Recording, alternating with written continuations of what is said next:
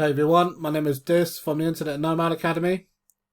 Today we're going to look at how to avoid your emails going into the spam folder in GetResponse. Before we start though, don't forget to like and subscribe to my channel. Also check out the links in my description for my free course on affiliate marketing on how to make money online. So yeah, how to avoid emails going to the spam folder. So I'm going to run through around 8 or 9 steps that you can take so to avoid this from happening. Cool. So let's just start with step number 1. Authenticate your domain. Now there's 2 ways of doing this if you haven't done it already. So what you need to do is update the DKIM records and the SPF records. DKIM is Domain Key Identified Mail. SPF is Sender Policy Framework. So what you need to do, go to My Account, Manage Account, go down to Email Addresses, have a look at the domain name that you want to authenticate. So it should say Authenticate. If it's already authenticated, then it would have Authenticated. But if you want to authenticate, go to Authenticate. Now what this does, this generates a text record for your DKIM, and what you need to do is add it to your hosting account. It depends where you bought your domain name and your hosting. So I bought my domain name from one company, but everything's hosted on SiteGround. So I need to go to SiteGround, my hosting company, to update these records. So let's just jump into SiteGround now. So you go to Site Tools, go down to Domain, DNS Zone Editor.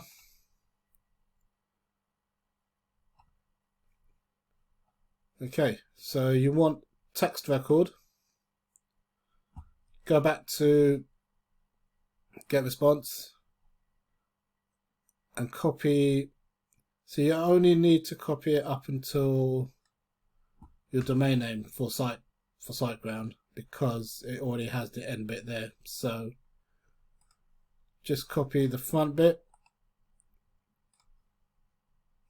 add it there,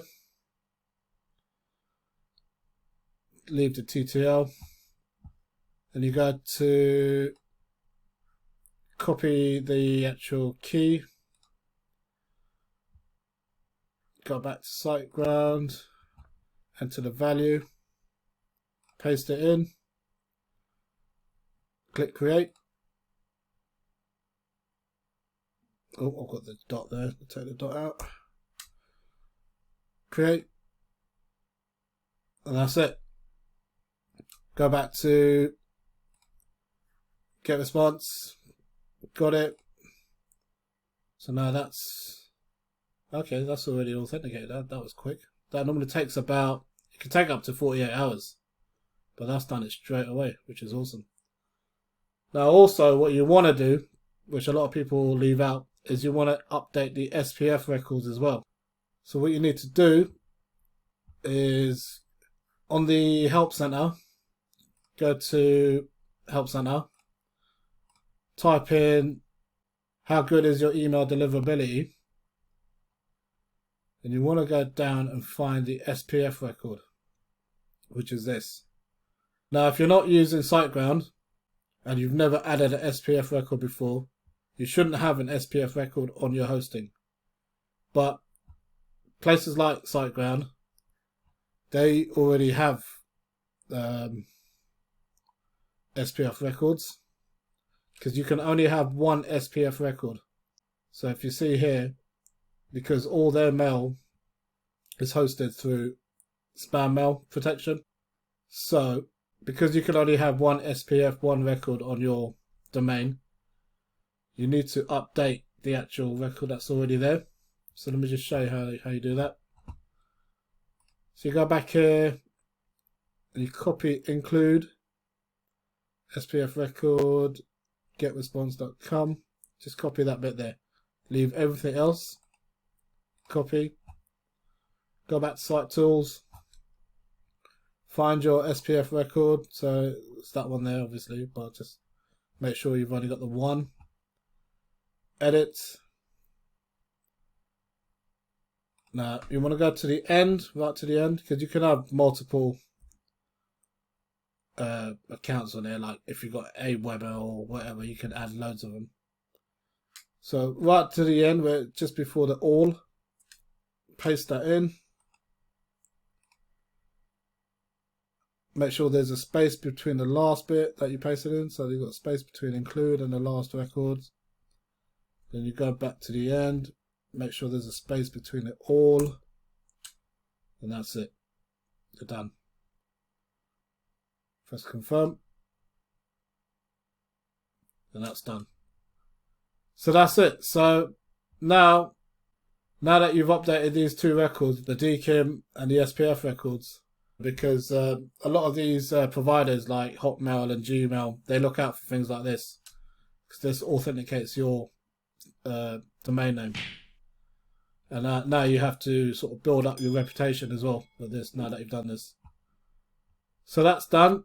It will take a while for the changes to take effect.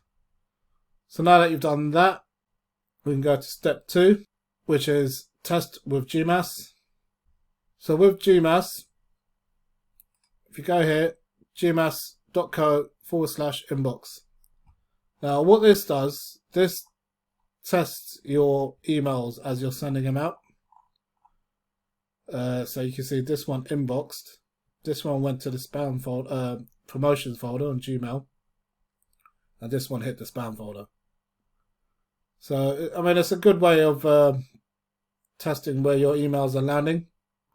So if you're finding that your emails are hitting the spam, you need to check your text and everything like that, the wording of your emails, your subject lines and all that kind of stuff. And if your subject lines and email text and everything is all good, then you can go back to GetResponse and just ask them to have a look at your deliverability.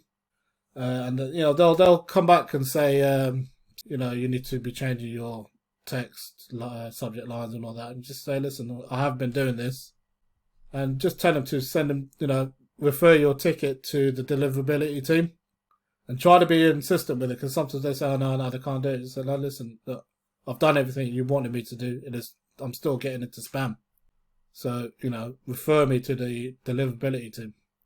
I've done that previously.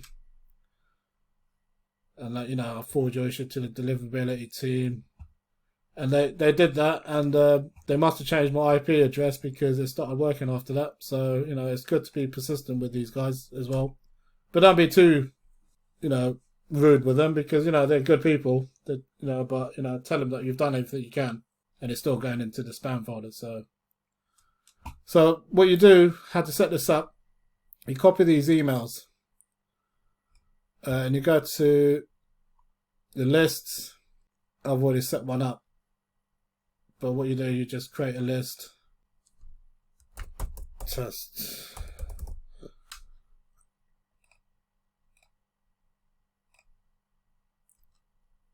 Create a list.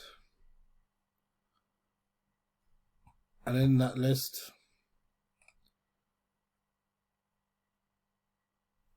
add contacts. And then you go to, not one by one, you want to upload, paste rows, paste from file, and then you just add them, paste it all down. Oh.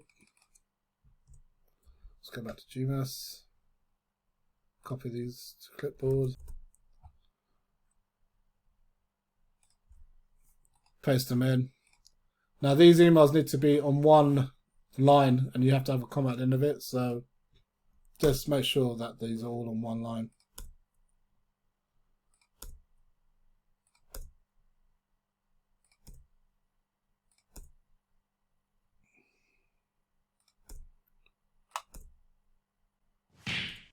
Oh.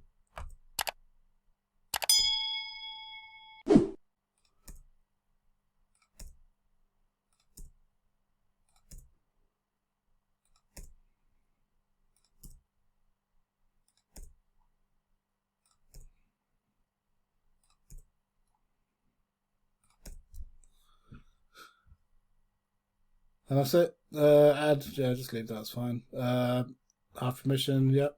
Click that, and then you click next. I'm not going to do that because I've already made a list, so I'm going to cancel that. But yeah, press next, and that's it. You'll have the list ready, done.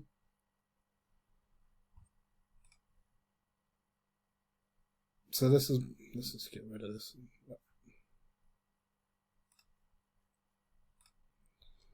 So that's my testing group.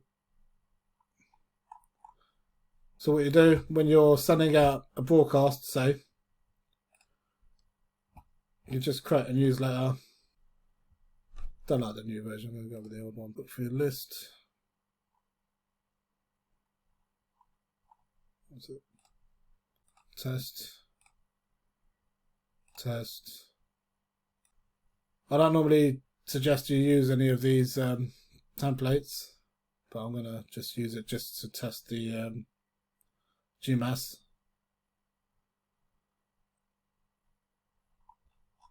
Cool, that will do. Next step. Now you want to find your tests list. Email testing group. That's it. That's it. Don't need to exclude anyone, just only go to that. Next. So just click that because then that won't go away.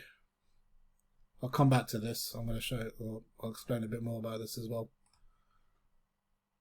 So perfect timing off, and just send it.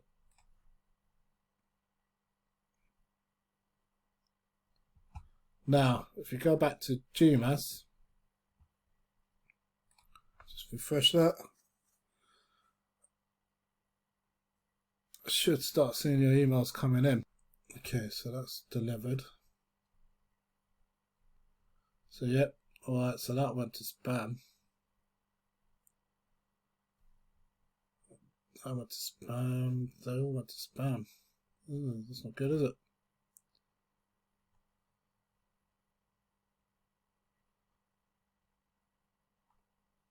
I mean, obviously, test. See, they all hit spam. So, yeah, that's that's pretty bad. So, obviously, test doesn't seem to want to work when you put in test. See if there's any information. So, yeah. I mean, I just put tests. That's obviously done like that, so. But, you know what I mean? See, you can check where emails are going with this. So, yeah, cool. So, that's that. So, another thing, we'll go to step 3 now. Ask your list to whitelist you. Now, what I mean about that is when you're going to make your autoresponder, so when you're compiling your autoresponder, and you're setting up all your emails to go out on certain days, what you want to do, so obviously your first email is going to be your welcome email, but your second email should be getting them to whitelist you. Now in GetResponse, if I just go here and just do a test one, older version, just test, just put this as, where is it, that one. Create new email. Now, in GetResponse, they've got a template for doing this. So when this loads up, so you need to find the templates and make sure this is your second email, because I mean, not everyone's going to do it, but you'll get a few that might do it, which is always going to help. So, where is it? This one here. Gmail tabs. You can change the color if you want. Let's go with the blue one. Use the template. Now all you need to do is just change the bits. Put your logo or whatever. Change some of the text. But what this template does, this walks through people how to make sure that your email address is on their primary and it doesn't go to the promotions tab or anything like that. It just walks them through this one bit here, and that's it. You know, with my, in the case of what I did earlier, my welcome email was a download, so I offered them to download it again here. I actually asked them to reply to this email on this same template. I'll talk about replying on another step. But yeah, you can use this pre-made template, just change the wording a bit here and there, and ask them to make sure that your emails go to their inbox. So I won't bother with this. I'll just get out of that. So yeah, second email that you send out, make sure it's asking them to whitelist you. So that leads to the fourth step. Get your list to reply back twice. So what that means is that you want your list to reply back to you twice. Now, this one's a preview of the first time I asked them to reply. And the reason why you want them to reply twice to you is because if people reply back twice, Hotmail, Gmail, and all the other providers, they see that as you having a conversation with that person.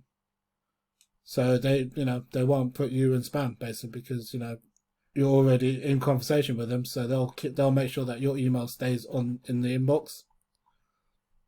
Now, this is my second email, but I've asked them, hit reply and let us know what you thought about our book. And if you haven't downloaded it yet, here it is. And this is just a Google Drive link to a PLR book that I offered in the welcome email. But that's the first time. Then you want to do it a second time.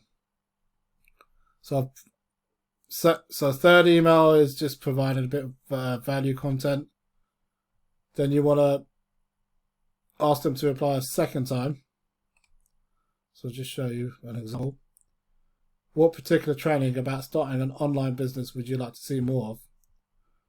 Again, I'll give them another chance to download the free PLR book that I offered in the first email. Now, I'm offering a course, which I'm saying is the $97 worth gift if they reply back to this email.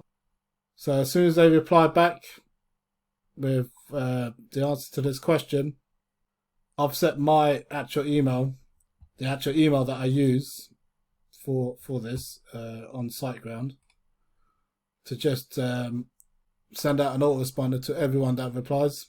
It's kind of like an out of office thing. And then, just with the links to the training. It's an automatic response and it gives you the link for the gift that I promised them. And now, obviously, because on this particular example, I've got 4 lists that run off this email. So I've got a weight loss list and a personal development list and a home and garden list, a DIY list. So whenever someone, because I use the same autoresponder for all 3 of those lists, so whenever they reply back, they get all 4 of them anyway. But yeah, that's it really. Just get them to reply back and speak to them. If they reply back, have a conversation. It's all good. Doesn't hurt. Helps with the reputation of your lists. So yeah, make sure that they try to get them to reply back twice, and then that will definitely get your emails in the inbox. Cool. Let's go to the next step. Number 5, add plain text to every email. Now, what this is, let's use this as an example. So when you write an email, older version, test, start from scratch. Use template. Now, when you're writing an email, there's a few things that you need to do. So if I was going to copy and paste that, but I might as well just use this. So say you've written all this. You've added an image up there. Let's just use that. And that's it. You're good to go. What you need to do is click the plain text tab here. Now, if there's nothing in here, there needs to be, because there's some email providers that don't actually support HTML. All this is HTML. So you want plain text, which cuts out all the images and all that kind of stuff. And it helps with the deliverability as well. So click plain text, you open this up, click HTML to plain, which brings all the text that's on there. And then what you want to do, you want to wrap the long lines. You want to make sure it's in between the recommended width. And then, you know, space them out, anything you've got. Now this doesn't add, if you've embedded any links in your text, this won't add any links into it. So you need to add your links manually. So if you've got, say that was embedded with text, you need to put your links in there.